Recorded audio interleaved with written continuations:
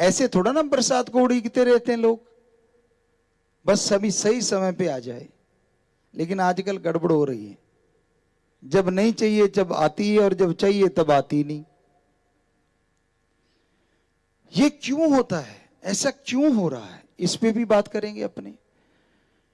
इसकी वजह है जो हमने अनुभव किया, आपको बोला था पिछली बार आए थे कि शास्त्रनाम शाह मस्ताना जी दाता ने इस बॉडी से पता नहीं क्या काम लेना है, जो इतनी तपस्या करवाई उन्होंने। तो फीलिंग आती है, महसूस होता है, ऐसा तब होता है, मालिक ऐसा करे ना, मालिक से दुआ है सदगुरु मौला से। ये परिवर्तन तब आते हैं जब परले की तरफ दुनिया बढ़ रही होती है। बड़ी दुखद बात है, जनसंख्या का विस्फोट होने को तैयार है। इतने बच्चे बढ़ते जा रहे हैं, जनसंख्या इतनी होती जा रही है, पूछो मत। पानी धरती में नीचे गायब होता जा रहा है। कैंसर, बड़ी भयानक बीमारियां कई एरिया में छाती जा रही हैं। और आप सब जानते हैं, हम आपको कल भी बोला था कि भाई हम शायद 90 से क्या उससे पहले से लगे हुए हैं, 1948 से मान लीजिए आप, हम लगे हुए हैं कि भाई ये नशा जो है ये घातक है रे, घातक है रे। और फिर 90 के 92 93 के बाद तो हम साफ ही आपको कहने लगे थे कि ये इनडायरेक्टली युद्ध छिड़ गया है और हमारी आने वाली पीढ़ियों को निकम्मा करने के लिए ये नशा शुरू कर दिया गया है। तो आज क्या मैदानी इलाका और क्या आसमानी इलाका और क्या समुद्र के किनारे, सब जगह नशे ने पांव पसारे और बुरा हाल हो रहा है। समाज में ज्यादातर लोग इससे दुखी हैं, लोग मर रहे हैं नशा कर करके, क्योंकि उसमें केमिकल की मात्रा ज्यादा है, बेइंतहा ज्यादा है।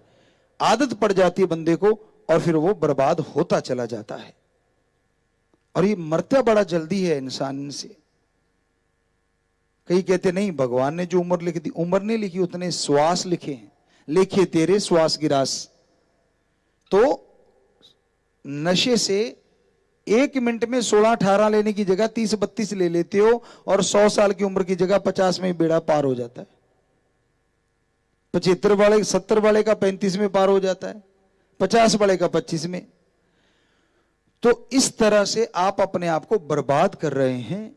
तो ये निशानियां जो आ रही हैं बड़ी डरावनी हैं, बड़ी घातक हैं। ओम हरि अल्लाह वाहिगुरु राम से दुआ प्रार्थना अरदास है कि मालिक तू रोके तो रोके, वरना आज ये गंदगी खाने से, ड्रग से, बुराई करने से आज का इंसान बाज नहीं आ रहा, हट ही नहीं रहा, किसी के रोकने से रुक नहीं रहा। माँ बाप रोकते तो खुदकुशी की डरावा देता है, माँ बाप रोकते हैं तो भद्दे लगते हैं, गंदे लगते हैं कि ये क्यों रोकते हैं मुझे नशा करने से।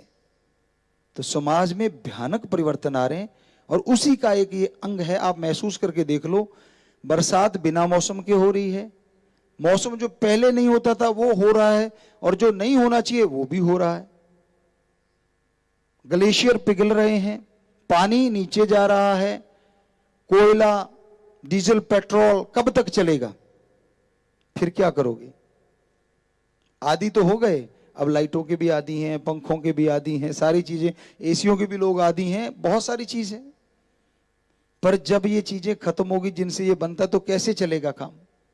पुरातन समय में सौर ऊर्जा, बिजली की ही रोशनी से ही सब कुछ लिया जाता था और प्रदूषण भी नहीं फैलता उससे, हमारे ख्याल से। बाकी तो साइंटिस्ट बता सकते हैं।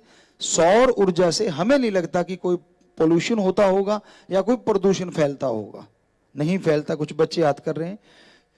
सो कहने का मतलब, तो हमें कैसे पता है कि ये चीज होगी?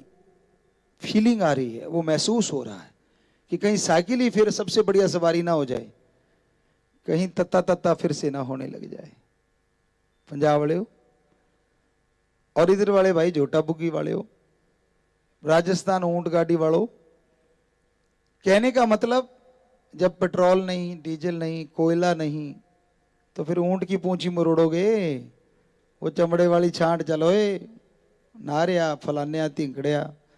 सो कहने का मतलब, फिर कहीं साइकिल की सवारी अच्छी ना लगने लग जाए। वैसे नंबर 1 है साइकिल चलाना, सेहत की सेहत बनती है और यहां जाना वहां भी पहुंच जाते हो। बुरा ना मनाना, हम तो आप गाड़ी में भी जाते हैं, आप लोग भी जाते हैं, लेकिन गाड़ी में तो सफर करने से जेब भी खाली होती है और सेहत भी खाली होती है।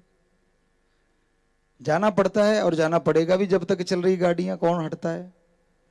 पुराने समय में लोग कहते हैं जी, कई बड़ा दर्द होता है, हमें बड़ा दुख लगता है, अपने आप को बुद्धिजीवी बनते हैं, बड़े आलम फाजिल बनते हैं और ये कहते हैं कि नहीं जी इतिहास में लिखा है, इतिहास में ये लिखा है, ये पवित्र रामायण है, पवित्र कुरान शरीफ है, पवित्र गुरुबाणी श्री गुरु ग्रंथ साहब हैं जो संतों ने लिख दिए, या पवित्र वेद हैं, ये तो जी काल्पनिक चीजें हैं। ऐसे ही मतलब उनमें जो लिखा हुआ है, जैसे महाभारत हो गई, रामायण हो गई, उनको काल्पनिक बताते हैं, इतिहास को सही बताते हैं। एक सज्जन ने हमें से भी ये बात करी कि जी इतिहास तो बिल्कुल ठीक है, बाकी ये महाभारत, ये रामायण जो पवित्र ग्रंथ हैं वो तो पवित्र भी नहीं बोलते, पर हमारी जुबानी ऐसी, हम तो पवित्र के बिना बात नहीं करते, कि ये जो पवित्र ग्रंथ हैं ये तो काल्पनिक कहानियां हैं। हमने कहा कैसे कैसे, किसने देखी ये चीजें? तो हमने कहा आपका जो इतिहास बोलता है वो किसने देखा आज वाले ने?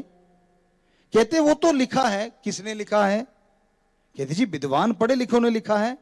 हमने कहा उनके बाल बच्चे होते होंगे? कहते हाँ, जिन्होंने इतिहास लिखा है उनके बाल बच्चे परिवार भी थे। हमने कहा सुनो, थे तो वो आदमी? कहते हाँ।